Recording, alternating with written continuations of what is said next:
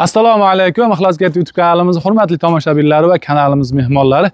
2026-yil, Xudo xolasa bugun 2-mart g'ish urish narxlariga qiziqib yurgan yurtdoshlarimiz uchun bugungi videomiz aynan g'ish urish hamda seysmopoyezd kuyish narxlari haqida bo'ladi. Aka kolonnalar ham kuysalang, ular narxlarini ham so'rayman aytib qo'yasiz video davomida. Xullas, hozirgi videomizni oxirigacha ko'rsalang, mana shu joyimiz nechta xona, nechta g'ish ketyapti, seysmopoyezdlarni nech puldan kuyishyapti, undan tashqari primichkalarimiz, deraza eshiklarda tepalariga kuyilyapti turgan primichkalarimizning narxi nech pul bo'lyapti turganligi, undan tashqari mana shu ko'rib turgan 5 ta xonalaringga jami nechta g'ish ketyapti, shularning ma'lumotini beramiz. Juda ko'pchilik manzilni so'rashyapti. Hozirgi turgan joyimiz Farg'ona viloyati Bag'dod tumanidan bo'lyapti. Yangi qishloq degan joydan ustalarimiz shu joyda xizmat ko'rsatishyapti. Endi bu joyda tepaga chiqib bitta ko'rsating-da tepada. Umumiy 5 ta xona g'ish urishyapti ekan, 5 ta xonaga mana shunday holatda bo'lyapti. Mana shu akalarim turgan, ustakalar turgan joy darvozaxonani ko'rsating, darvozaxonani. Darvozaxonadan shunday kelganlaringda o'ng tarafda 2 ta xona joylashgan. Mana shu o'rtada bitta koridor ham bor mana. Buni orqasida hammom ekan. Buni yonida bitta 3,5 ga 5 metrli bitta xona, yonidagisi 3,5 ga 6,5 metrli yana bitta xona. Buni orqasida oshxonamiz joylashgan ekan, uni ham razmeri 3,5 metrga 4,5 metr razmerda bo'lgan. Undan tashqari bu joyda yana 2 ta xonamiz bor. Bularning razmeri bunisi 3,5 ga 5,5. Mana bu joyda kirganda chap qo'lda bu mehmonxona hisobida foydalanishar ekan, bular 3,5 ga 6 metrli. Bu joyda yana bitta o'sha koridorda hisobi bor. Yarimidan bo'lib bekka ham qanday hammom va tahoratxona sig'dirsa bo'ladi. Chiroyli qilib bu yerga podvollardan ham qilib qo'yishibdi. Kompot shunaqa narsalar saqlagan ishlatiladi. Endi umumiy bu joyimizga ketyapti turgan g'ishimiz 35 mingta g'ish ketyapti ekan. G'ishimizning o'zini narxi olinishi 830 so'mdan dastavkalari bilan kelib tushyapti aka. Juda ko'pchilik ishonmayapti. Bu narxlarda aytib qo'yaylik, video davomida bizga buni qimmat etishimizda, arzon etishimizdan hech qanaqa manfaat yo'q.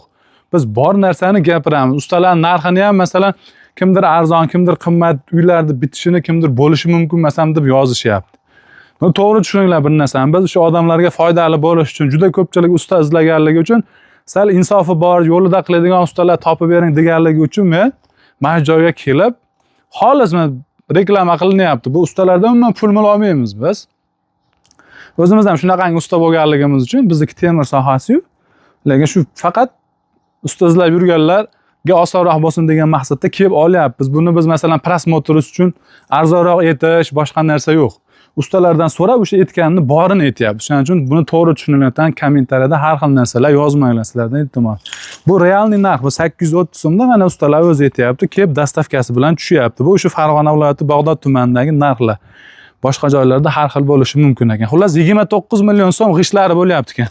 G'ishlarning sifati mana yaqinda olib kelib ko'rsating mana. Qirlari, hamma narsasi joy-joyida. Endi ozgina mana loyga urilganligini hisobi bo'lsa kerak, yana bilmayman. Sho'rlagan joylari bor.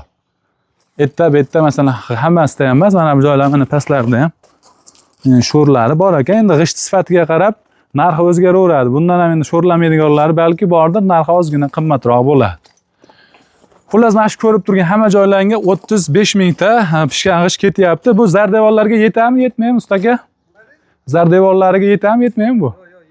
Pastiga sesmagacha yetadi. Sesma poyezgacha 35 mingta g'ish ketyapti ekan, 830 so'mdan 29 million so'm pul bo'lyapti. Endi ustalarimiz buni bir donasini 500 so'mdan terib berishyapti ekan, mana oddiy loyga. Endi buni kimdir turpoqni ikkamas ketadi deyishyapti. Biz endi pulga hisoblaydigan bo'lsak 400 ming, 500 mingdan bir kamasi 1 million so'm bo'lar ekan. Bu yerda sotib olishga yo'q, mana bu tomonda o'zlarini o'sha chorvog'ida olib kelib, mana shu joyda loy qilib, shu loyga urishyapti ekan. Bir donasi 500 so'mdan urib berishyapti ekan. Endi sesma poyezlarimiz endi boshlaydi ekan, bu tomonni tayyor qilib olib chiqib qo'yishgan. Sesmalarimizni aylanasini 1 metrining narxini 45 ming so'mdan quyib berishyapti ekan. 45 ming so'mdan. Endi derazalarimizga qo'yiladigan primichkalarimiz, eshiklarimizda primichkalari bo'ladigan bo'lsa, bulari qancha aka? 50 mingmi yo 60 mingmi? 50 ming so'mdan primichkalar. Primichkalarimiz 1 metrini 50 ming so'mdan sesmalari 45 mingdan kuyib berishyapti ekan. Ustalarimiz endi 500 so'mdan urib berishadigan bo'lsa 17 million 500 ming so'm usta xizmati 29 million g'ishini o'zining narxi bo'lyapti. Endi sesmalarining narxi hali chiqqan yo'qligi uchun biz sizlarga endi uni narxini aniq aytib bera olmaymiz. Hozir endi ustalar qilishgandan keyin balki vaqtim bo'lib qolsa bitgandan keyin yana bitta kelib sizlar uchun olib berib ketishim mumkin. Endi har 6 qatorda qo'yilyapti aka setkalar. Har 7 qatorda g'ishlarda mana bu joyga endi burchaklarda kalonlar hisobi seysmik quydigan joyi yo'q, ya bormi? Yo'q. Ha, mana. Faqat burchakka qo'yilyapti aka bular. Faqat burchaklariga mana bunga o'xshagan setkalar har 7 qatorga qo'yib ketishyapti ekan. Buni endi o'zlari Rossiyada olib kelishgan ekan bu setkalarni. Hozir bu yerda bularning narxi necha pulligini to'g'risi bilmayman. Aka buni rastvorga urilsa narxi o'zgaradimi, o'zgarmaydimi? O'zgaradi. Ha? Hozirroq o'zgaradi. Ha, bu ishlarimizda endi qatorlariga ham sifatiga baho berasizlar, chiroyli urishar ekan. Lekin men o'zim ham oldin g'ish urganman, xudo xolasa. Chiroyli urishyapti ekan. Agar buni rastvor tayyorlab, rastvorga urishadigan bo'lsa, narxi ozgina qo'shilib qolar ekan. Keyin buni ikkinchi etajga o'tsa, ikkinchi etajga ham narxi o'zgaradi, ha? Bo'y balandlashgansa. 2 etajli bo'y baland bo'lsa, uni ham narxiga ozgina qo'shilib qolar ekan, xullas. Bu narxlar yana bir bor aytib o'tamiz. G'ishimizni 500 so'mdan urilishi, sesmalar 45 ming, primichkalar 50 ming. Bu Farg'ona viloyati Bog'dod, Rishton, Uchko'prik tumani bo'yicha shu narxda ustalar qilib berishar ekan. Ekranga qoldirib qo'yapmiz. Mana shu raqamlarga murojaat qilsalaring bo'ladi. Undan tashqari joylarga O'zbekiston bo'yicha borishaverar ekan, faqat pullarni kelishganlarnikiga borar ekan. Shuni hisobini olinglar. Bular ham endi ishlov odamlar, bezovta qilmanglar haligi har xil savollar bilan. Mana shu narsalar shu oxirgi aytilyapti turgan ustalarning gapi. Farg'ona viloyati Bog'dod, Rishton, Uchko'prik tumani bo'yicha xuddi shu aytib o'tgan narxlarimiz. Undan tashqari Andijon, Namangan, Farg'onaning boshqa joylariga borishadigan bo'lsa, narxlariga borishlari, yo'l kira shunaqa xizmatlari bilan ozgina qo'shilib qolar ekan. O'zlarini bilan u haqida gaplashib, kelishsalaring borib qilib berishaver ekan. Lekin Qashqadaryo, Samarqand tomonlarga ham narxlarni kelishsak borib qilib beraveramiz deyishyapti.